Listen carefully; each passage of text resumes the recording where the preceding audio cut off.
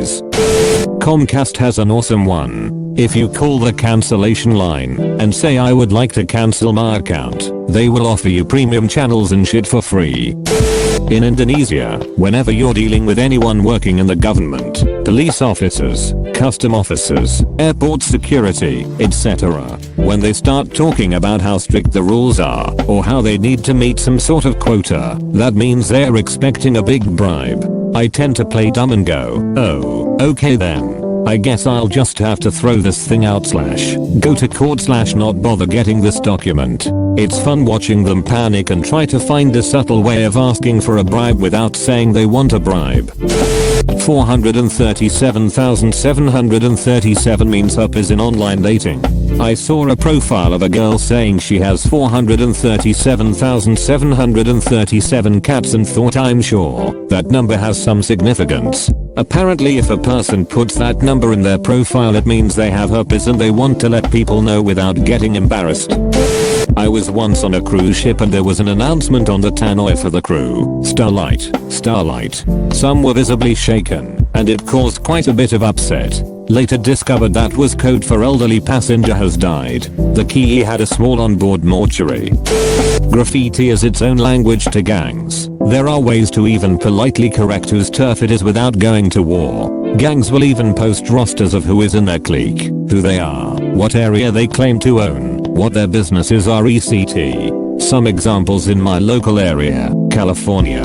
An ex threw some gangs graffiti as a polite way to correct someone. If they incorrectly claim turf, no general hostility is implied, just means hey this area is ours, back off. If a graffiti is circled, then an X is put over it with another gang's writing to the side of it. It means that this is our turf, and we are keeping it that way. It has a little hostility behind it. This could also mean they are willing to brawl over it. This may only apply to California, but a 187 spray painted over gang graffiti, 187 being the California code for a homicide. It means war. Please note gang graffiti changes constantly and this can be regional. What something may mean one day may not be what it means another day. In my office, when someone announces, "Your ride's here," that means somebody unidentified has just walked in. It's a closed, private office with no receptionist or public coming and going. If it's nobody we are expecting, it sounds better than somebody just walked in the door. If you hear waiters and waitresses talking about Canadians in the South, they mean black people. Also, if you hear them say they are in the weeds it means they are so busy they barely know what the fuck is going on and need help. There's the male nod code. I asked a guy what was up with it once, and he explained it like this. Down is a nod of respect, either to acknowledge doing something the nodder approves of, or it denotes a more professional / business only relationship. A nod up is more contextual. If the men know each other the upward nod is like hey, what's up? I acknowledge that we know each other, but have nothing to say right now and or am in a hurry / busy. An upward nod can also be disrespectful and aggressive in ways I don't quite grasp. I guess as a display of dominance. Not easy to understand as an outside observer. The color of twist tie on your bread bag indicates which day of the week that bread was made. Easy for grocery stores to spot aging bread on the shelves. When you're at a grocery store and you hear 21 on 9 it means the employee at checkout counter 9 is under 21 years and they need someone over 21 to sell the customer liquor. Live in Illinois, still hear it call out today. Transportation of dangerous goods labels on tanker trucks. ACA UN numbers. 1202 is diesel. 1203 is gasoline. 1075 is propane. 1267 is crude. 1993 is anything flammable. I was driving behind a truck on the highway the other day and didn't recognize 2448. Molten sulfur.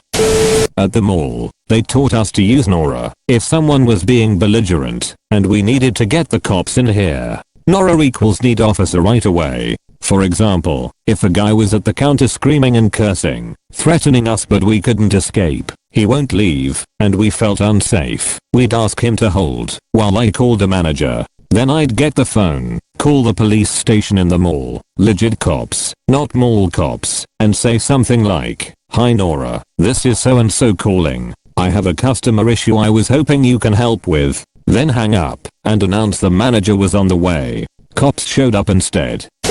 Not so much anymore, but back when everyone had to be secretive about being gay, there were all kinds of signs and signals. My uncle says he kind of misses those days, because it was all like a tightly knit secret club that was strongly bonded, because of the mutual mortal terror of HIV/AIDS when it first appeared. K18. K18s exist all around us nowadays. From simple personal annoyances to world-changing events, K18s have been the source of more fallout in my lifetime than any single other code I can think of, and most people don't know what it is. K18 is a tech support error code for a mistake which occurs roughly 18 inches from the keyboard. Few years ago I worked as a nightclub bouncer, so I could make some extra cash. The code for all security to the dancer floor, because shit is erupting/riot imminent, was for the DJ to play Usher. Yeah. Noticeable because it was an EDM club that had a bad reputation for fighting, and the song was so obviously out of place we'd all be alerted.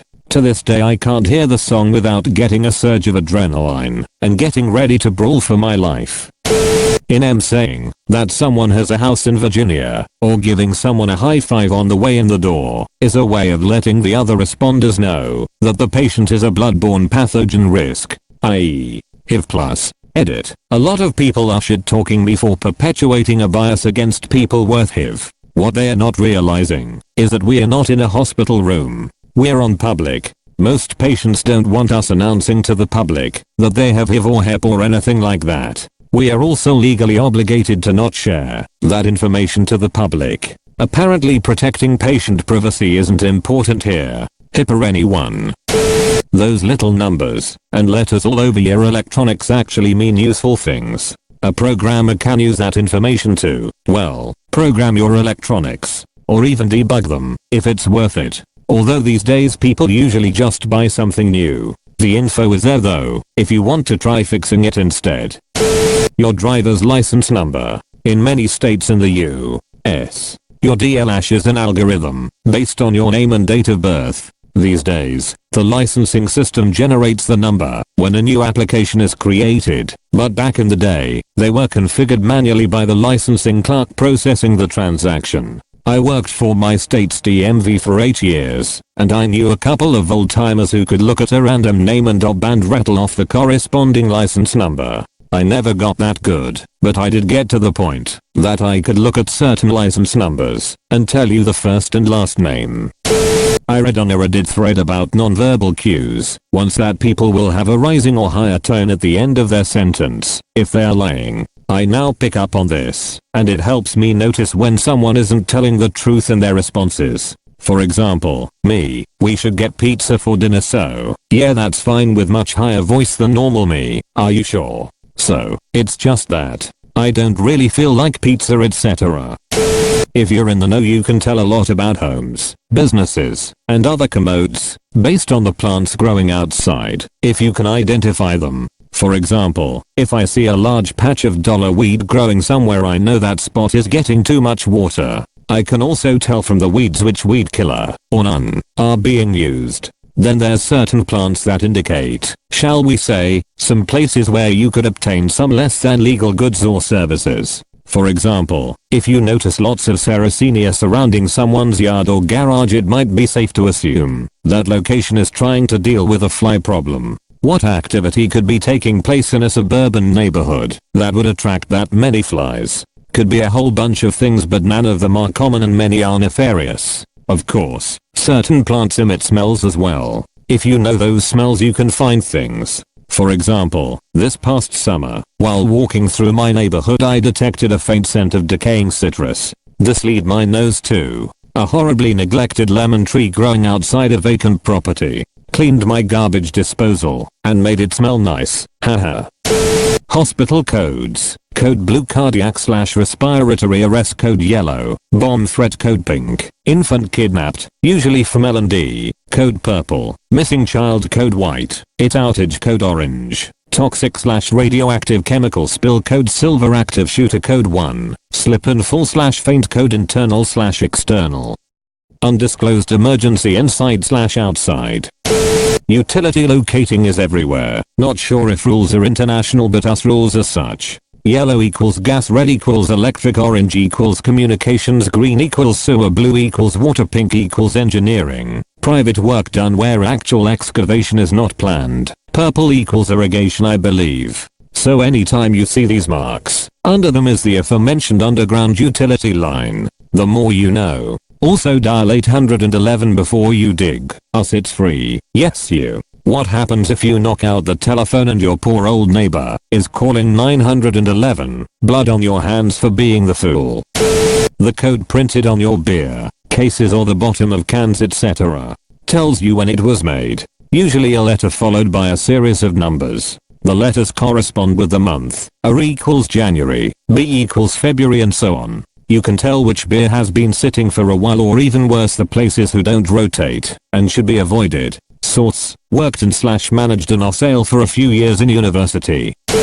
UPC codes of certain things like this. If I remember correctly, the first half signifies a vendor and the second half is the product. The last small number is a checksum to verify the other numbers were read correctly. I vaguely remember when researching couponing that there was some trick there too, that the UPC code on the coupon could be read to see if the coupon was valid for a single product or a whole family, but I could be remembering that one wrong. In the UK, a tannoy announcement that calls for a Mr. Sands to come to X location is code for a fire/bomb threat in that area. This is because Sands is one of the most uncommon names in the UK, so it's very unlikely this chap's gonna turn up at the location, especially if it's on fire. I was in Waterloo Station and had a Mr. Sands call to platform 2 once and noped the fuck out. Little while later, and the station was closed. In court, a lawyer firmly stating my client was at the library at the time of the murder is subtly different from my client tells me that he was at the library at the time of the murder. There are numerous variations on this, such as my client would say, or my client has just informed me, with added inflection and emphasis. Each conveys a particular message to the judge given the circumstances. Many Irish people and Irish Americans will be familiar with the claddagring. Most people don't realize that the way you orientate the heart and crown has different meanings. Heart facing out, worn on right hand, single. Heart facing in on right hand, in a relationship. Heart facing out on left hand, engaged. Heart facing in on the left hand, married. At the night markets in Malaysia, the shop owners give you different colored bags depending on how good of a haggler you are, to warn other shop owners. Sometimes, we in the no types do this code, where we call out a time, like hey, 4 o'clock. Most people don't know this, but we are not actually referencing a time at all. Calling out a time is code for directions. If you picture yourself at the center of a flat clock, it suddenly makes sense. 12 o'clock would be in front of you, 3 o'clock to your right, 9 o'clock to your left, and 6 o'clock is behind you. Now, whenever you hear one of us in the no types shout 6 o'clock, you'll know to turn around, look at them, and give them a knowing wink to let them know that you know codes too. You can watch and laugh as other people get confused. They have no idea he wasn't talking about something happening at dinner time. The more you know. Canadian engineers receive an iron ring once they've been certified. It goes on the small finger of the dominant hand. It doesn't have to be iron, but most are. Also in Canada, if you see a license plate which follows the pattern VE-*** or VA****, the asterisks are letters. It's a ham radio operator and that is their call sign. Apparently, 2 shoes tied together and angling from a power line is a sign for drug dealers. I honestly believed that they were stolen from bullies and thrown up there as a mean prank until one of my friends told me otherwise. Still not sure if this is an urban legend, but it makes more sense than my theory. Truck drivers have some sort of code. I don't know all of it. Generally, if they are passing you, you can double flash